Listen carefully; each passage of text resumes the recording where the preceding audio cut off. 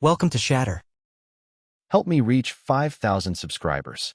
Support the video with a like and leave your thoughts in the comments.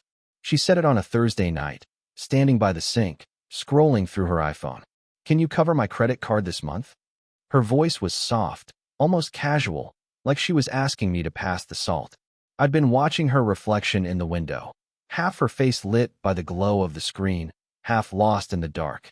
For weeks, I'd been trying to remember the last time she'd looked at me without a phone in her hand.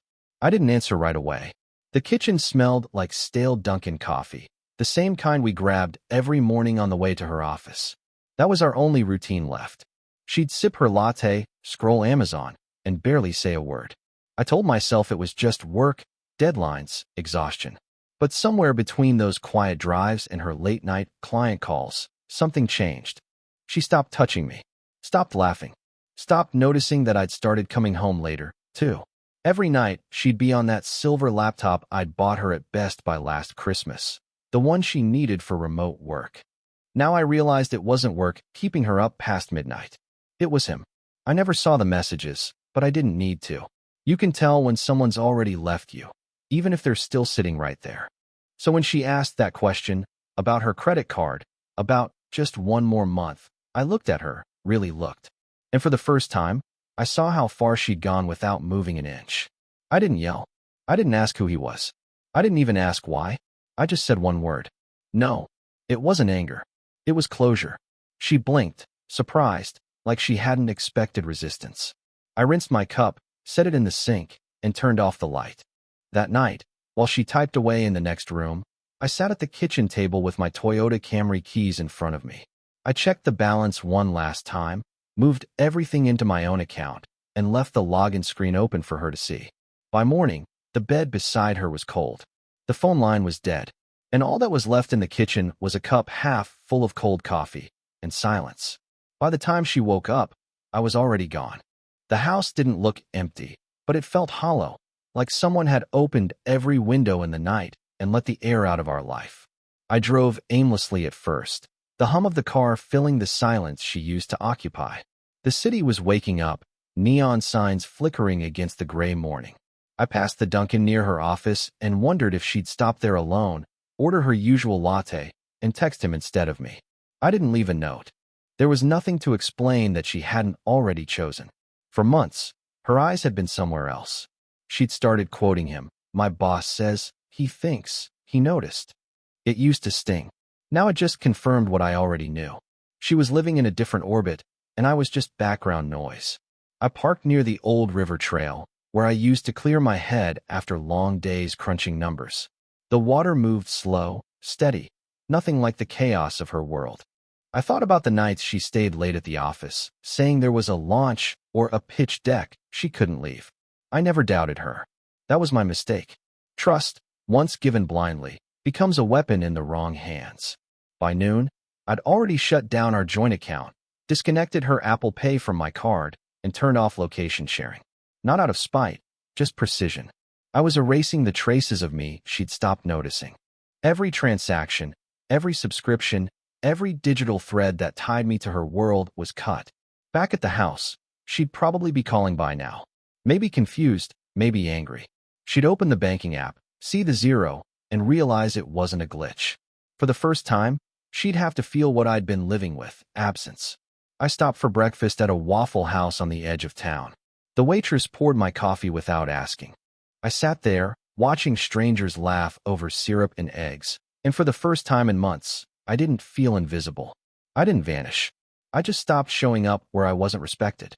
By Sunday, the messages had turned from calm to desperate. Missed calls stacked up like warning lights on my screen. At first, she asked if I was okay. Then, if I was coming home. By the third day, she stopped asking and started accusing. I didn't answer any of them. Silence can echo louder than anger. I'd rented a small place on the outskirts of town, the kind of quiet street where no one asks questions. The Camry sat in the driveway, coated with dust and peace. I spent most of that first week sorting through papers, closing accounts, clearing my name from everything we'd built together. It was strange how easy it was to undo years of us with a few clicks and signatures. She tried reaching out through mutual friends, pretending it was all a misunderstanding. But the truth was, I'd seen the signs long before she thought I had. Her new perfume, the late-night calls from the regional director, the smile she'd hide when she texted during dinner. She didn't cheat with her body. She cheated with attention. That's worse, because it's invisible until it isn't. I remembered one night clearly. She was sitting on the couch, laptop open, half listening as I talked about my day. I noticed her face light up when his name popped up on the screen. She didn't even realize she'd smiled. I did. That was the night I started pulling away. Now she was the one left in confusion. I knew she'd gone through her Amazon orders, trying to find something to control. Maybe she thought buying more would fill the space I left. But some debts can't be cleared with next-day delivery. At night, I'd sit on the porch with black coffee, watching the lights from the highway. No music, no noise. Just the sound of distance growing. I didn't block her number. I wanted her to see my silence, to feel the stillness she'd once taken for weakness. Every time my phone buzzed, I didn't even look. That was the difference now. She'd spent months making me feel small. But now, she was the one shouting into the void, and I wasn't listening. A week passed before she finally stopped calling. The silence that followed was heavier than her words had ever been. I thought I'd feel peace, but instead, it was something sharper, clarity. I'd built my life around her moods, her deadlines, her half-truths. Now, I was learning what it sounded like when the noise disappeared. I checked our shared accounts one last time, out of habit. She'd tried to reactivate her Apple Pay, but the card link was gone. The notification flashed, then vanished. That was the moment I knew she understood it wasn't just about money. It was about access. She'd lost the key to me, and that lock would never open again. From what little I heard through mutual friends, she'd been showing up at work early, staying late, looking distracted. The director, the one she used to quote, had started avoiding her. Maybe he realized attention was a dangerous currency. Maybe his wife had started asking questions. Either way, the stage she built for herself was collapsing, and I wasn't even in the audience. At night, I'd take long drives with no destination, letting the hum of the car drown out everything else. I'd pass the old office district, see the lights still on in her floor, and keep going. There was a strange satisfaction in knowing I didn't owe her confrontation. Sometimes the most powerful thing you can do is nothing. One night, I parked near a diner and sat there for almost an hour, watching strangers laugh through the glass. No masks, no tension, just life continuing. I realized how small my world had become trying to hold on to someone who'd already let go. When I finally drove back, I caught my reflection in the rearview mirror. I looked different, lighter, somehow. The kind of calm that doesn't come from winning, but from walking away before the fire reaches you. I didn't delete her number. I didn't block her on social media. Let her see what peace looks like when it's no longer shared. Some lessons aren't taught with words. They're learned in the silence after the door closes. A month passed before I saw her name again. It wasn't on my phone. It was in a forwarded email from a coworker. Her company was going through internal restructuring. That was corporate language for fallout. I didn't open the attachment, but I didn't have to. I could already picture it. The man she'd leaned on suddenly silent, his attention redirected somewhere newer, younger, easier to control. I wasn't surprised. People like him burn bright and fast, and when the light fades, they leave ashes behind. She'd built her identity around his approval, and now that it was gone, she'd have to face what she'd become. The irony was, she used to tell me I was too predictable, too calm, too safe. But calm is what survives when the storm ends. I still drove the same routes sometimes, past the office, the coffee shop, the apartment we once called home. Every place felt smaller now, like it had been stretched around her voice and then left hollow when she stopped speaking. One morning, I stopped by that same Dunkin' we used to visit together. The woman behind the counter recognized me and asked if I wanted the usual. I smiled, but this time, it was my own order. No extra cup, no second straw, just mine. I sat by the window, sipping my coffee, watching people rush to jobs, to meetings, to people who might already be slipping away without them noticing. Later that week, I got a message from a mutual friend. "She's been asking about you." I didn't respond. I knew what that meant. It wasn't love, it was the absence of control.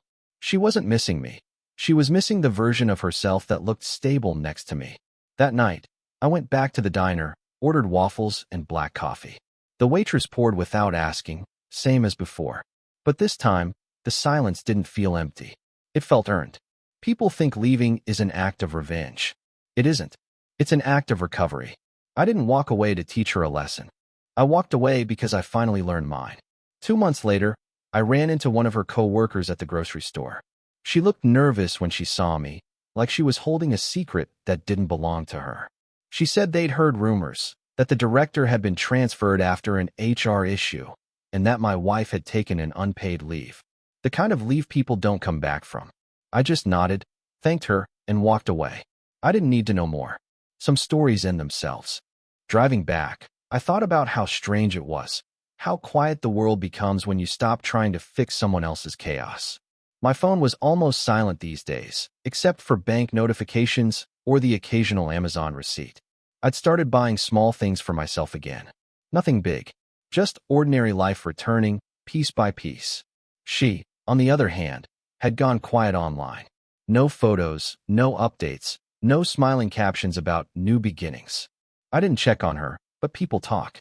She'd moved out of our old place, sold some of her things. Apparently, the laptop I'd bought her had been turned into IT, logged, and erased. Maybe she didn't realize that the same device she'd used to drift away from me had become the first thing she lost when he left her too. I drove past her office once, just to see the building. The windows reflected the sunset, and for a moment, I imagined her silhouette behind the glass, still trying to make sense of how it all slipped through her fingers. But she wasn't there. The place was empty. Just another corporate story that ended quietly after dark. That night, I stopped again at Waffle House. The same seat, the same waitress, the same coffee. I looked around and realized something I hadn't felt in years. Peace doesn't make noise. It doesn't ask to be noticed. It just exists, quietly, when everything false finally collapses. She used to say I was predictable. Maybe she was right. I always keep my word. When I said no, I meant it. For her, for us, for the version of me that used to wait for her to change. Some things are better left unsaid, and some doors are better left closed forever. It was a rainy evening when her name appeared on my screen again. Not a call this time, an email. The subject line was just one word. Please. I almost deleted it without reading, but curiosity isn't something you can silence completely. The message was short. She said she was sorry, that everything had fallen apart, that she'd made mistakes she couldn't explain. She asked if we could meet for coffee, just to talk. I read it twice, then closed my laptop. I didn't reply. I'd already learned that some people only reach for you when the person they chose lets them fall.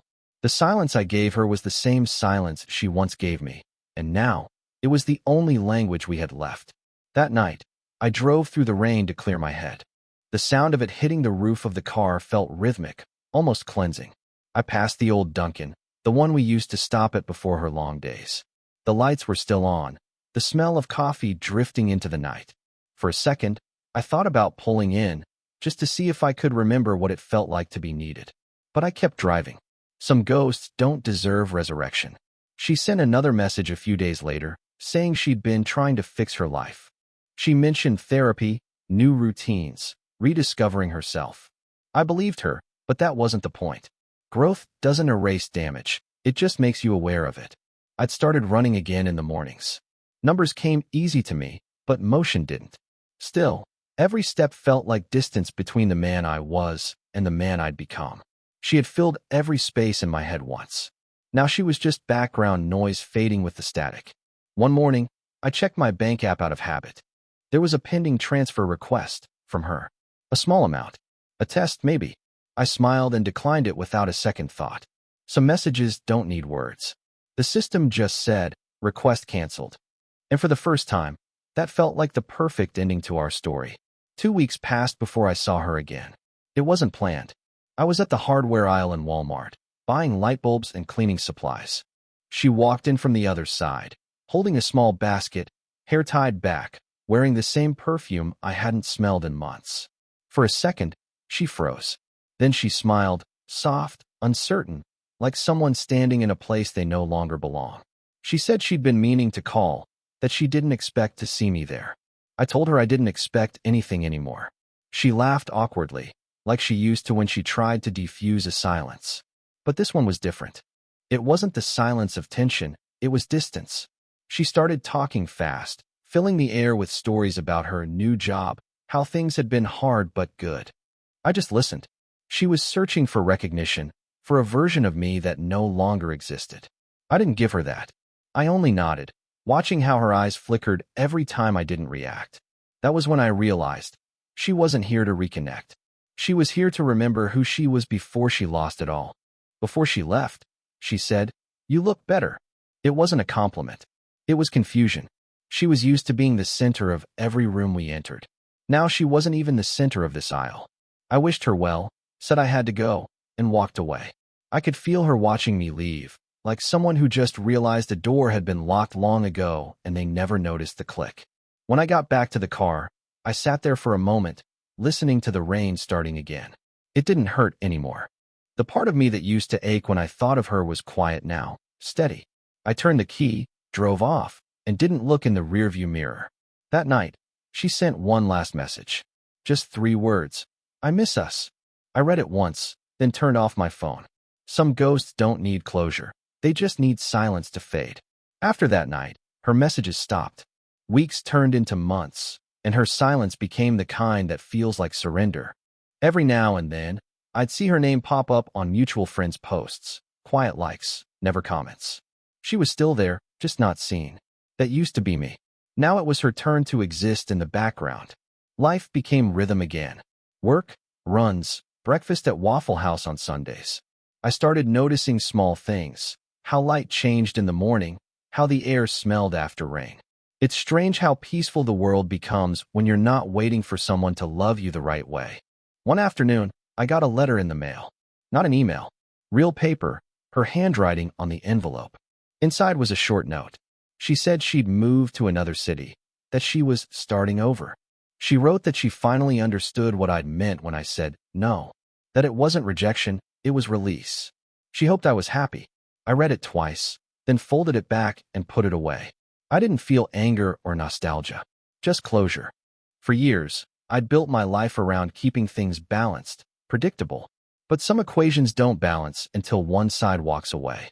A few nights later, I drove past our old neighborhood. The house had new curtains, a new car in the driveway. Someone else had filled that space now, and it looked alive again.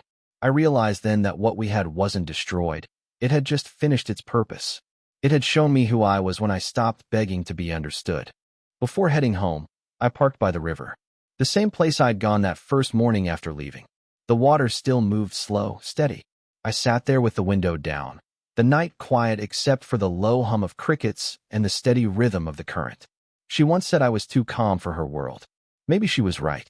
Calm doesn't chase chaos. It lets it burn itself out. She ran toward the fire. I chose the silence after it. And in the end, silence won. It's been a year now. Funny how time feels different once you stop counting it by someone else's moods. The apartment is quiet, but not empty. There's music sometimes, books stacked on the table, sunlight cutting through the blinds. My life became smaller, simpler, but real. I don't look for meaning in the things that broke me anymore. I just let them stay broken. Every morning, I still drive the same route to work, past the same Dunkin' where we used to stop. The barista doesn't know me by name anymore, and I like it that way. The world resets when no one expects you to be who you were. Sometimes I think about that night in the kitchen, the way she stood there, asking for help like it was just another bill to pay. I can still see her reflection in the window, the light from her phone glowing across her face. She thought she was asking for money. She didn't realize she was asking for the last piece of me that still believed in her. And when I said that one word, no, it wasn't cruelty. It was freedom. She never replied to my silence after her letter, and I never reached out. We'd both learned what we needed to. Her lesson was about loss. Mine was about limits. You can't save someone who's already chosen the fire. All you can do is step back before it spreads. Tonight, I'm sitting in my car by the river again. The same water moves slow under the bridge lights, steady as ever. I've stopped wondering what she's doing now. Maybe she found peace. Maybe she's still searching for noise. Either way, it's no longer my story. Before heading home, I looked at my reflection in the window. There was no bitterness left, no trace of the man who used to wait for her to notice him. Just calm, just distance. People say disappearing is cruel. I don't think so. Sometimes it's the only honest way to leave. I didn't vanish. I just stopped showing up where I wasn't respected. Real men don't explode. They exit. Subscribe for more power stories.